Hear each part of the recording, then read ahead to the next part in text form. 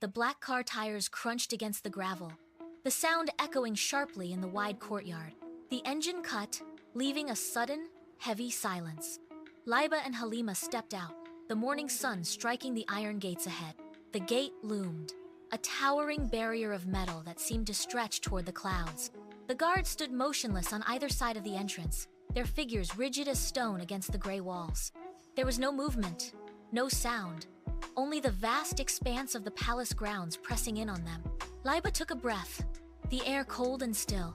She looked at the gates, then at the guards, then back to the path leading toward the grand doorway. Beside her, Halima did not move. They were small against the backdrop of the massive stone structures, dwarfed by the sheer history of the place. The scale of the courtyard made the distance to the main entrance feel like a mile. They stood on the gravel, feet planted, waiting for the courage to take the first step. Every muscle in the courtyard seemed to hold its breath. It was a threshold that demanded silence, and for a moment, they simply obeyed. The memory arrived unbidden, pulling them away from the cold gravel. 7 days ago, the world was only as large as the living room rug, where they sat debating which storybook to open next.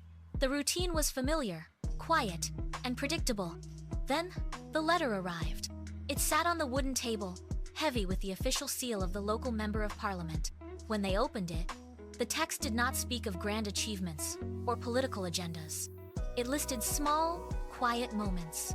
The stray puppy they pulled from the ditch, the elderly neighbor they walked home with his heavy groceries, and the frog they carefully lifted from the storm drain during the downpour. Each line was a record of things they had done without thinking, tasks performed in the margins of their ordinary lives. Reading those words felt like seeing their own shadows cast into a mirror. The contrast was sharp. Back then, their biggest concern was the next page in a book. Now, the reality of the palace walls loomed over them. The distance between the rug and the gravel was immense, yet the letter bridged it completely. They were here because of the things they had done when no one was watching. The gravity of that realization anchored them as they turned their eyes back to the towering stone entrance. A staff member moved forward, gesturing for them to follow. They crossed the threshold into the interior.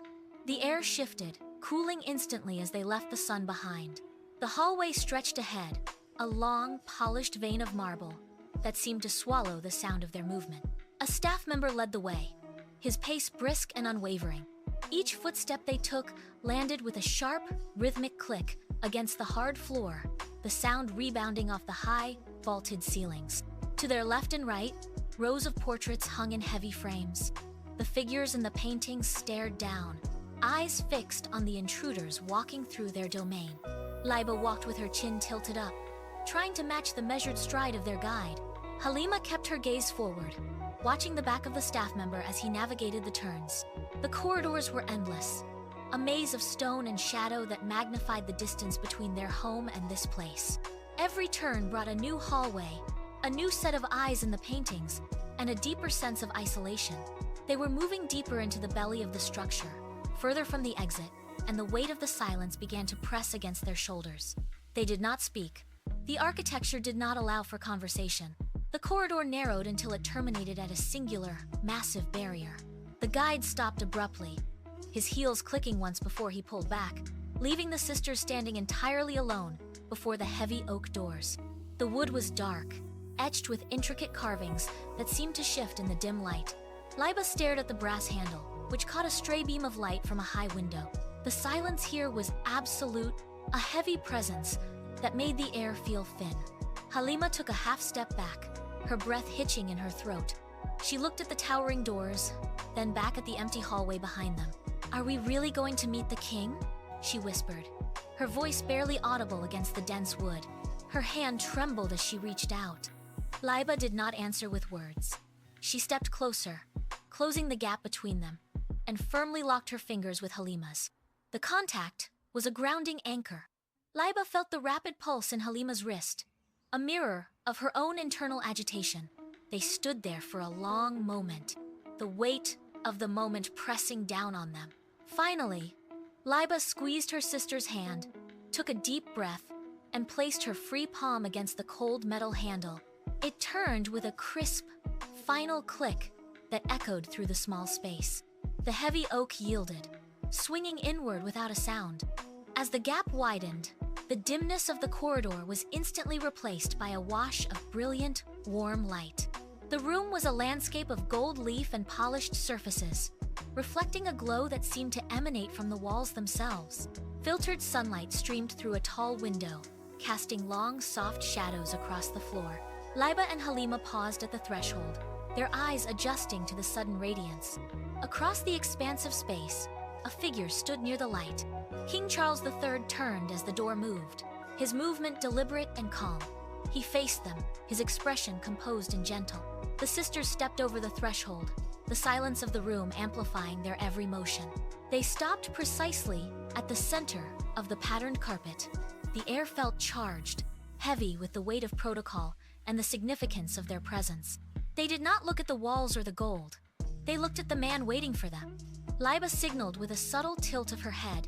In perfect unison, they lowered their bodies, dropping into a deep, formal bow. Their movements were mirrored, practiced, and precise. They remained there for a heartbeat, heads bowed, waiting for the stillness of the room to settle around them.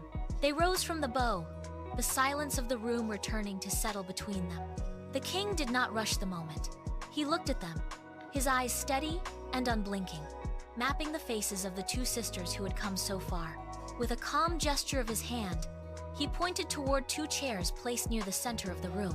The sisters moved forward, the soft soles of their shoes barely making a sound against the floor. They sat, their backs straight, hands resting on their knees. The king leaned forward, his focus narrowing entirely on them. The space between the chairs felt like a bridge. He did not speak of the palace or the history surrounding them. He spoke of the neighborhood. "Tell me," he began, his voice low and deliberate, "about the frog you pulled from the drain, and the puppy." The questions hung in the air, stripped of ceremony. The sisters looked at each other, then back at the king. The weight of the silence grew heavy. It was not an interrogation, but an invitation.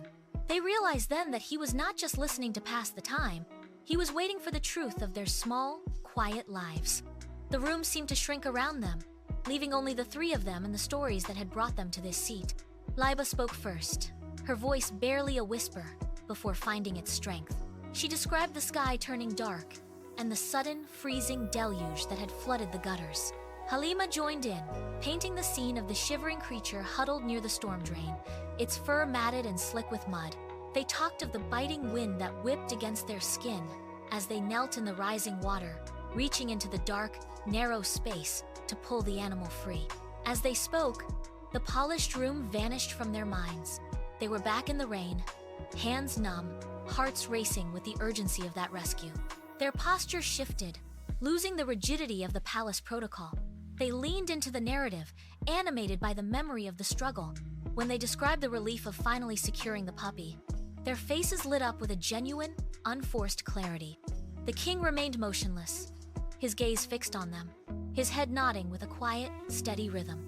Each word they spoke was met with his visible focus, a validation that transformed their story from a simple neighborhood event into something profound. Their voices grew louder, more certain, as they realized he was not just hearing them, he was feeling the weight of their effort. The king waited until the last echoes of their story faded into the gold-leafed walls. He did not immediately reach for a document or look away toward the window. Instead, he maintained his steady, attentive gaze, shifting his weight slightly to lean even closer. The silence that followed was different now. It was no longer heavy with expectation, but filled with a quiet sense of understanding. He turned his head slightly, his expression softening into a look of profound recognition. "You remind us," he said, his voice resonant and clear in the stillness, "that small acts create the biggest ripples." The words landed with a deliberate, rhythmic finality. Laiba and Halima sat perfectly still, the sentence echoing in their minds. The nervousness that had clung to their shoulders since they entered the palace began to evaporate, replaced by a sudden, expansive heat in their chests. They looked at each other, then back at the king, seeing their own past actions reflected in his eyes. A genuine, immense pride bloomed within them. The realization was sharp and undeniable. The rescue, the cold rain, the simple care they provided, it mattered. The king nodded once, a gesture of absolute validation, and the girls straightened. their heads held higher than they had ever been before. The king turned his chair slightly and reached toward a small velvet box resting on the side table. The lid clicked open, revealing 2 golden badges, each shaped into the form of a heart, catching the light from the tall window. He lifted the first, his fingers moving with practiced care. He stood and stepped toward Laiba, signaling for her to rise. She moved forward, holding her breath as he leaned over. There was a sharp, metallic snip as the pin secured itself, followed by the soft weight of the gold against her heart. He repeated the motion for Halima, his movements steady and purposeful. The metal glinted, a bright, solid mark of significance that seemed to ground the entire room. He stepped back, observing the result of his gesture. The sisters looked down at the golden hearts, the cool metal pressing against them. "A symbol of kindness," he said, his voice steady. "Wear it as a reminder."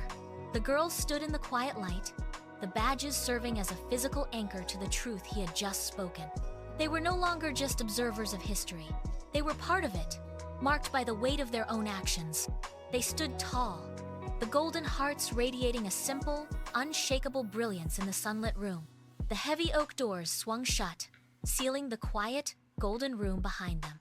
They moved back through the marble-floored corridors, the sound of their footsteps rhythmic and steady. Sunlight flooded the courtyard as they stepped out, the air feeling crisp and sharp against their faces. They moved toward the waiting car, the metal badges catching the bright morning light. Halima reached up, her fingers grazing the golden heart. "We did it," she whispered, the words barely audible against the hum of the departing engine. Laiba climbed into the back seat, her gaze fixed on the iron gates as they began to swing closed. She watched the palace shrink, the grand stone walls receding into the distance, until they were just a memory of a morning that had changed everything.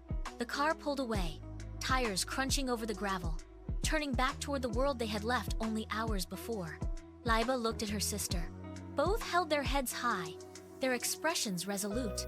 The journey back was quiet, but the weight of the day remained, anchored by the gold pinned to their chests. They had stepped into a place of history, yet they left with the certainty that the simplest acts were the ones that unlocked the most unexpected doors. Their path forward was clear, defined not by where they had been, but by the kindness they carried with them.